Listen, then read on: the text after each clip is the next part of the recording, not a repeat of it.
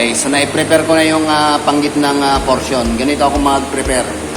Tinatapyasan ko talaga yan para pagka inilapat natin, hakap na hakap yan. Yan, para nakaganyan ang position. Kabilaan nito, ganun din sa kabilang dulo. May kaltas din yan.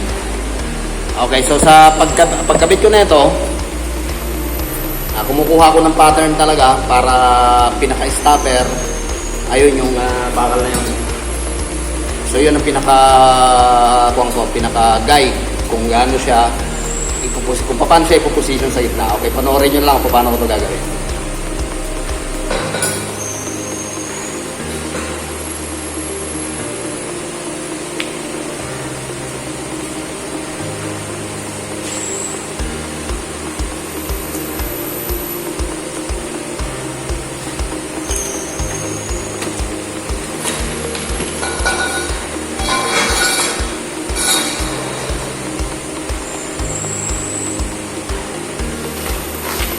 Ito yung aking pinagkagaya.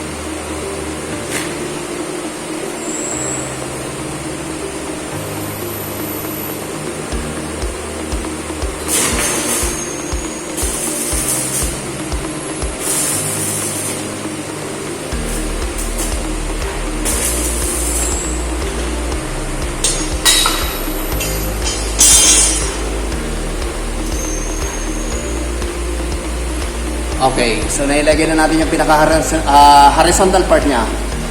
Okay, so pwede na tayo mag-full wheel dyan. Yung gitna lang muna kasi i-compare itong mga ito eh. For the meantime, ipo-full wheel ko na muna ito.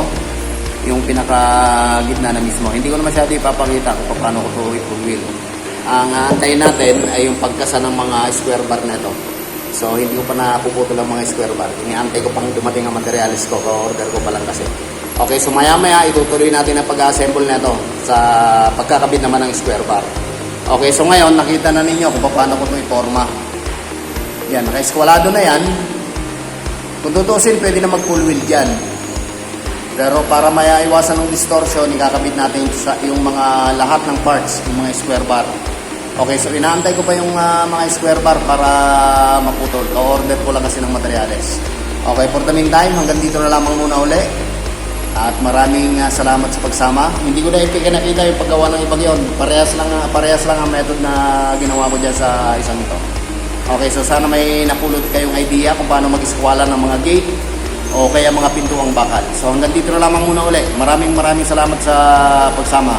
Abangan nyo pa yung update sa paggawa ko ng mga ganitong klaseng kung paano ko ito matapos. Sana samahan nyo ako. So hanggang dito na lamang muna uli. Okay, dumating na yung materialis ko. Ito na, i-discarga na nila.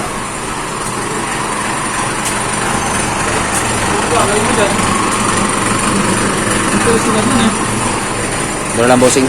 Kababaw.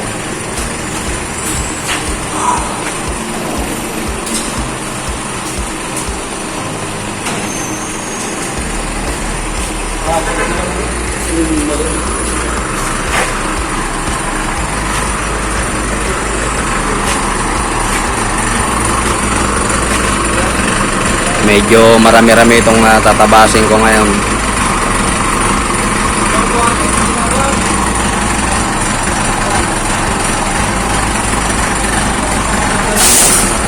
May shoutout kayo?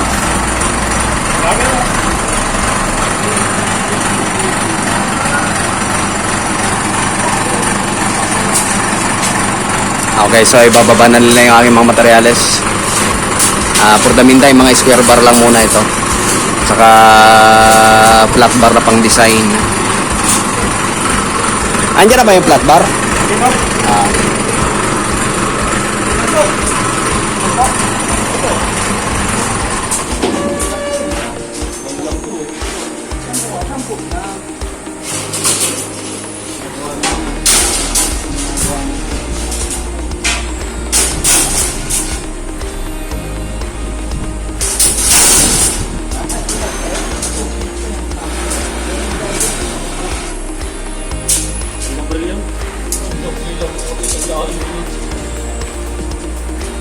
Lang, hilera mo na lang dyan sa kwan para matatay ko mamaya.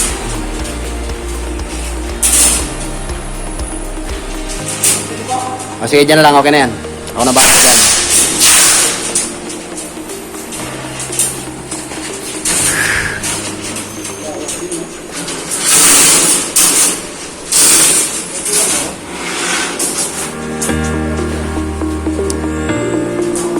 Bali, 30 lang yan, ano? 30.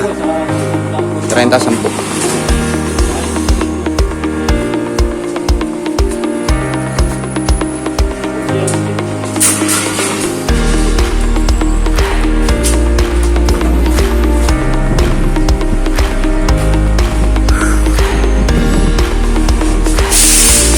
Okay.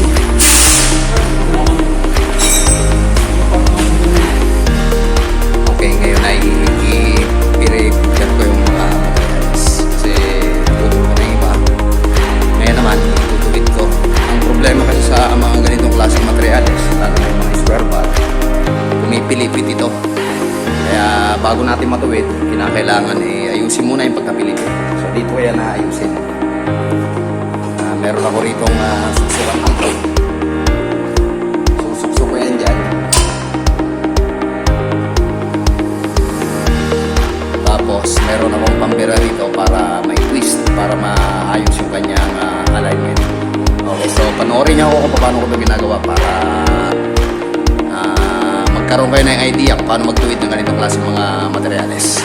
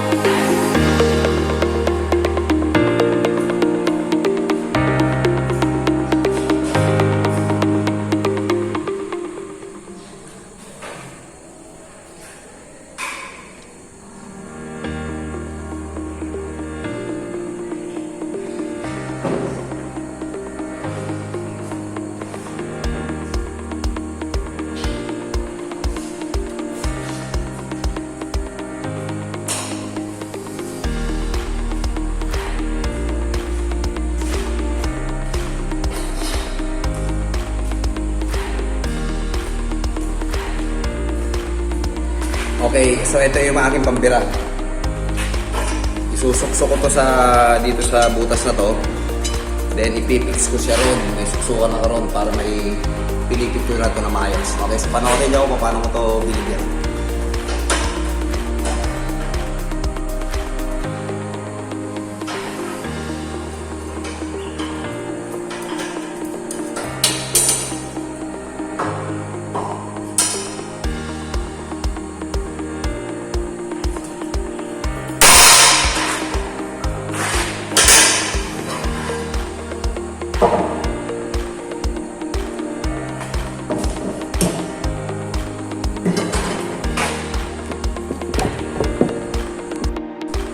Okay, so na ipilipit ko ng mga ito. Okay, na i-twist ko na para may tama sa tamang posisyon. Ngayon naman, itutuwid ko naman siya ngayon. Yung mga pinilipit ko kanina, itutuwid ko naman. Dito ko siya tutuwirin.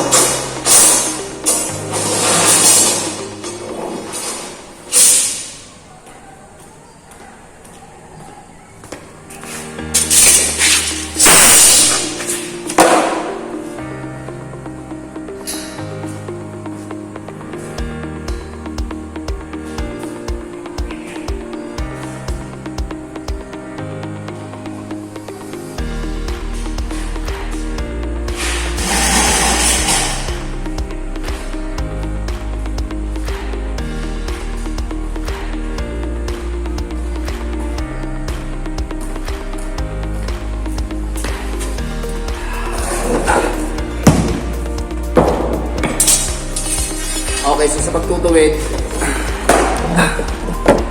okay, so sa pagtutuwid, kinakailangan sa isang side lang muna tayo mag-concentrate sa square bar. I mean sa dalawang side, dito at saka dito.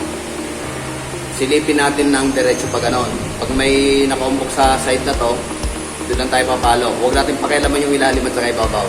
Sipat lang. Pag may nakita tayo nakaumbok sa side na to, doon lang tayo papalo. Pag may baluktutin dito, sa kabilang side lang tayo pipili. Papalo. Okay, so ang concentration natin, sumipat dito sa ibabaw na to. Diretso pa ganon. Pag may nakita tayo liko, doon lang tayo magsisimula magpapalo. Huwag muna tayo magpapalo sa ibabaw. Dalawang side lang, dito o sa kabilang side lang muna. Okay.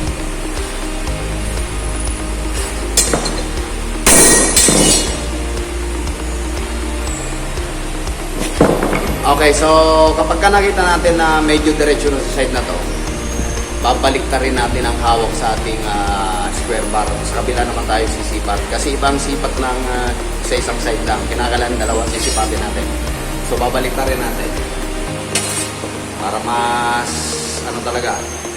mas klarado. Okay, so kung sa tingin natin ay diretso na tong side na to, itong ibabaw na to, so kung sa tingin natin wala ng problema, saka natin pihitin doon ng isang pihit. Dito naman tayo ngayon, sisipat. Ang palo, dito lang at saka dito. Walang papalo sa ibabaw o sa ilalim. Okay, so, ganun lang ang procedure.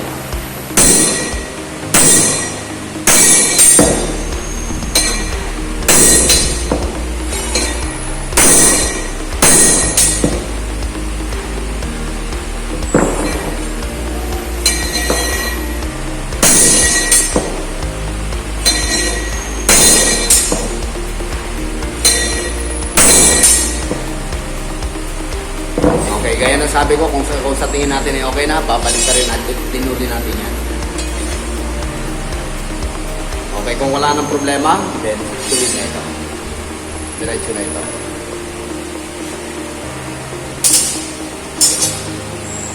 Okay, yung iba, hindi ko na masyado ipapaliwanag. Tignan nyo na lang kung paano ko binitira.